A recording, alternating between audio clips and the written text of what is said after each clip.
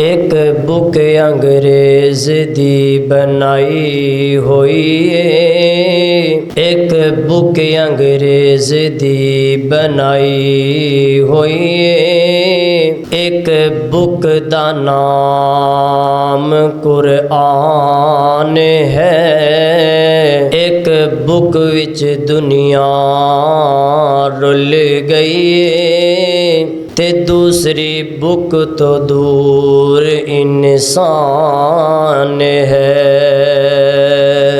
ते एक book which गैरत बुक दा नहीं, एक बुक विच गैरत बुक दा नहीं, ते दूसरी बुक विच मकसद इंसान है। यारा फेसबुक नहीं होते कम आना, जिथे कम आना कुरआन है।